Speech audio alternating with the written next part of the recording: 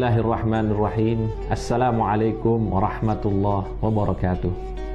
Alhamdulillahi wa kafa, wassalatu wassalam ala nabiyyina al-mustafa wa ala alihi wa sahbihi ahli siddiqi wal wafa. Pemirsa MJA TV yang dirahmati Allah Subhanahu wa taala, marilah pada kesempatan yang mulia ini sama-sama kita mengkaji tafsir dari surat Al-Fajr, yang mana surat ini menjelaskan kepada kita tentang perilaku-perilaku buruk orang-orang kufar Quraisy di masa Nabi Muhammad SAW, yang mana mereka diancam oleh Allah Subhanahu wa taala dengan azab sebagaimana Allah Subhanahu wa taala menurunkannya kepada kaum-kaum sebelum mereka. Dan juga di dalam surat ini Allah Subhanahu wa taala menjelaskan kepada kita tentang sifat-sifat manusia.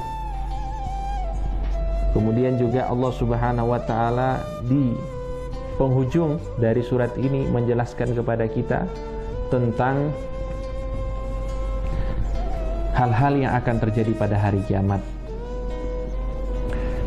Kemudian disebutkan oleh para ulama bahwa surat Al-Fajr ini adalah surat Makkiyah yang diturunkan oleh Allah di Makkah kepada Nabi Muhammad SAW. A'udzu billahi minasyaitonir rajim. Bismillahirrahmanirrahim. Wal fajri wa layalin 'ashr. Wal fajr, demi waktu fajar.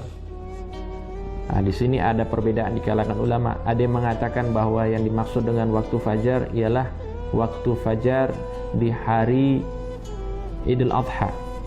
Ada yang mengatakan di hari Idul Fitri. Ada yang mengatakan di hari Jumat. Ada yang mengatakan di setiap hari pada waktu fajar. Ada juga yang menyatakan bahwa yang dimaksud dengan wal fajri di sini ialah salatul fajri, salat fajar, karena keagungannya dan fadilahnya yang telah disebutkan oleh Allah Subhanahu wa taala melalui Nabi Muhammad sallallahu alaihi wasallam. Walayalin 'ashr, dan 10 malam, dan demi 10 malam. 10 malam di sini juga terjadi perbedaan pendapat oleh para ulama. Ada yang mengatakan 10 malam ialah 10 malam Dzulhijjah, dan ini adalah pendapat yang paling kuat. Ada juga yang mengatakan 10 malam di bulan Ramadan, 10 malam terakhir. Ada juga yang mengatakan 10 malam pertama di awal Muharram. Ini juga termasuk pendapat para ulama. Tapi yang paling dekat dari tafsir para ulama ialah 10 hari pertama dari bulan Dzulhijjah. Wasyaf'i wal watr, dan demi yang genap dan yang ganjil. Ini juga terdapat beberapa pendapat para ulama. Apa yang dimaksud dengan genap dan apa yang dimaksud dengan ganjil? Pada intinya mereka menjelaskan bahwa yang dimaksud dengan genap ialah makhluk-makhluknya Allah, sedangkan yang ganjil ialah Allah Subhanahu wa taala. Karena tidak ada ciptaan Allah kecuali diciptakan dalam keadaan berpasang-pasangan.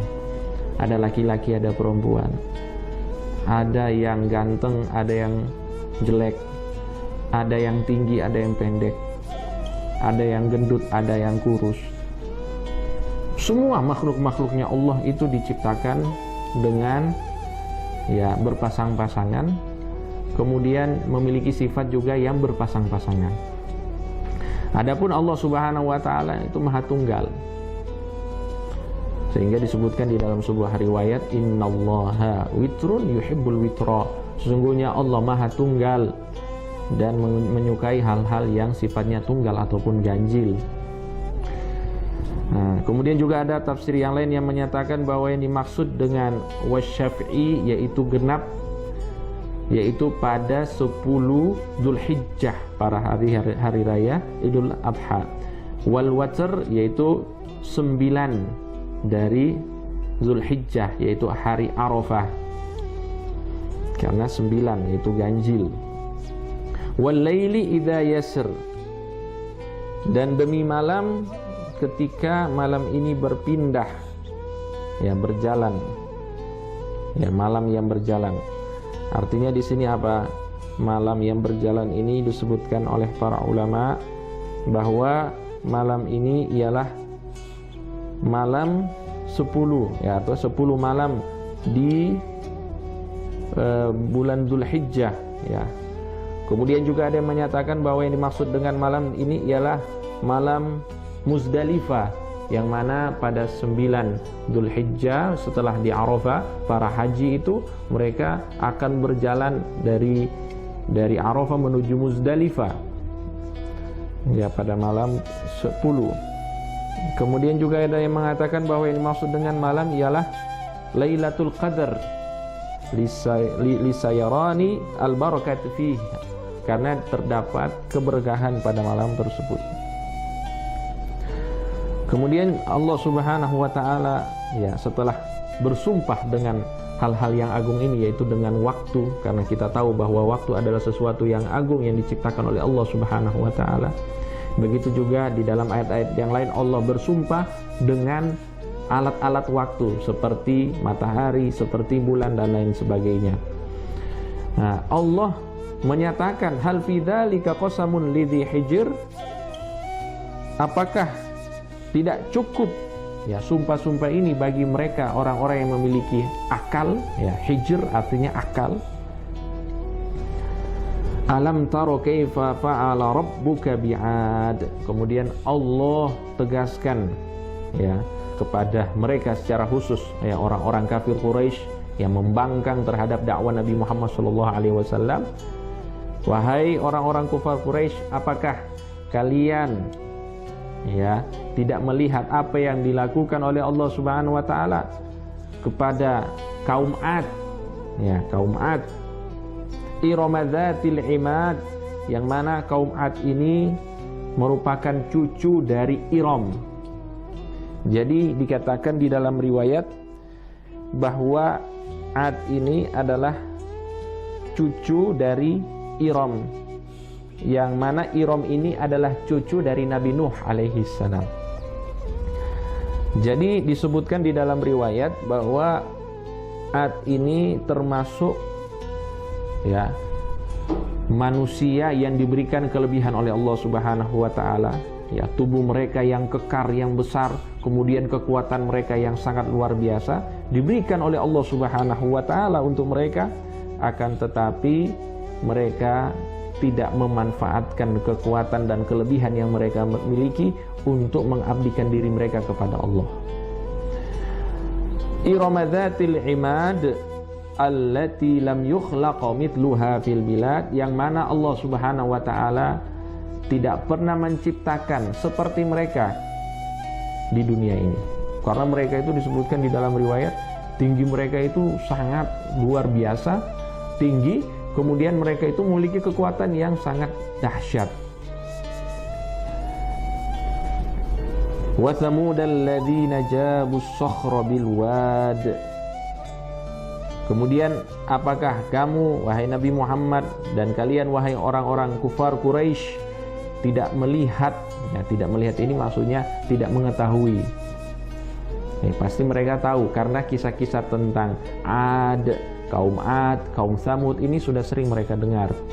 Nah, tentang kaum Tsamud, yang mana kaum Tsamud ini diberikan kelebihan juga oleh Allah Subhanahu wa taala, yang mana mereka itu memiliki jiwa seni yang tinggi.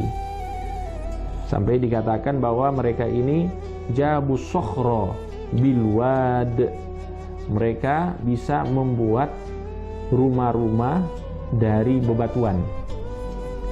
Dan ini dikatakan bahwa tempat tersebut ialah di Wadil Qura. Wadil Qura itu ialah utaranya Madinah Al-Munawwarah dan di bawah negeri Syam.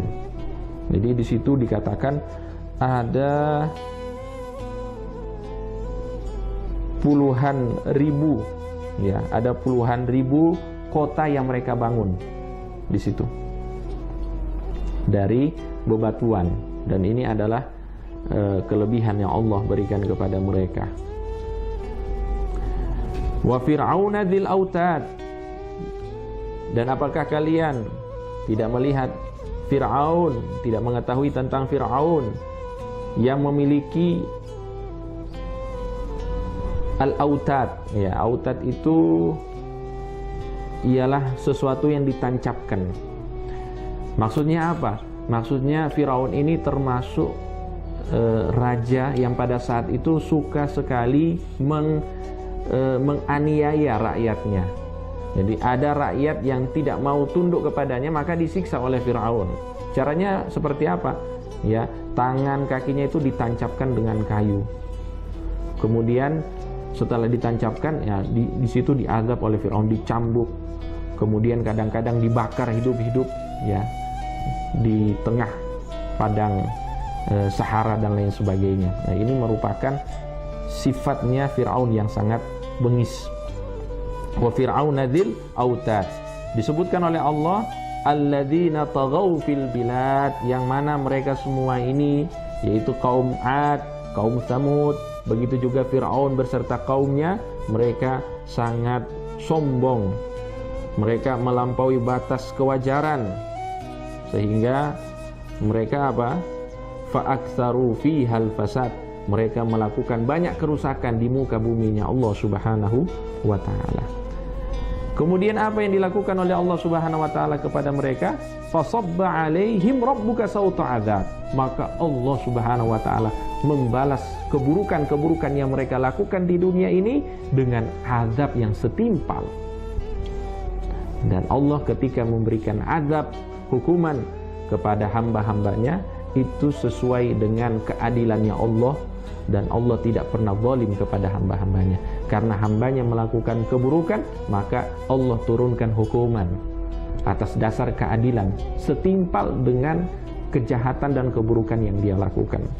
Fasabba 'alaihim rabbuka sauta 'adzab. Sauta disebutkan ini adalah ucapan orang Arab, ya, ketika menyebutkan azab kepada ataupun hukuman kepada seseorang, mereka mengatakan sautu azab. Ya. Sautu azab juga dikatakan bahwa ini ialah macam-macam hukuman. Ya, dan terbukti bahwa Fir'aun, Tsamud, kemudian kaum 'Ad itu azabnya berbeda-beda. Ya, sebagaimana yang kita ketahui bahwa kaum 'Ad itu diazab oleh Allah Subhanahu wa taala dengan suara yang sangat keras sehingga mereka itu mati secara seketika dengan suara keras itu. Ya, gendang telinga mereka pecah, kemudian tubuh mereka hancur dengan suara yang keras. Adapun Tsamud itu dengan angin, ya, yang mana angin ini juga membuat mereka binasa semuanya. Dan Fir'aun beserta kaumnya itu juga diazab oleh Allah Subhanahu wa taala dengan cara ditenggelamkan ketika mengejar Nabi Musa alaihi salam. Nah, semuanya diberikan azab oleh Allah Subhanahu wa taala yang setimpal dengan macam-macam azab sesuai dengan kejahatan dan keburukan yang mereka lakukan di dunia ini. Inna rabbaka labil mirsad. Dan sesungguhnya Tuhanmu wahai Nabi Muhammad itu memiliki sifat mirsad, yaitu sangat memperhatikan perbuatan, ya, setiap hamba-hambanya, dan tidak ada satupun dari mereka kecuali akan mendapatkan apa yang mereka lakukan di dunia ini. Apabila mereka mendapatkan hukuman, berarti hukuman itu sesuai dengan keburukan yang mereka lakukan. Dan apabila mereka mendapatkan kebaikan dari Allah, berarti kebaikan itu adalah rahmatnya Allah, karunia-Nya Allah. Karena kalau dihitung-hitung kebaikan dan keburukan kita, pasti masih banyak keburukan kita. Sehingga ketika kita mendapatkan kebaikan dari Allah, berarti itu merupakan rahmat dan karunia yang Allah berikan kepada kita. Nah, ini sedikit penjelasan dari bagian pertama dari surat Al-Fajr. Mudah-mudahan manfaat untuk kita semua. Wallahu ta'ala alam. Wa sallallahu wasallam wa baraka ala Rasulillah sallallahu alaihi wasallam. Walhamdulillahi rabbil alamin.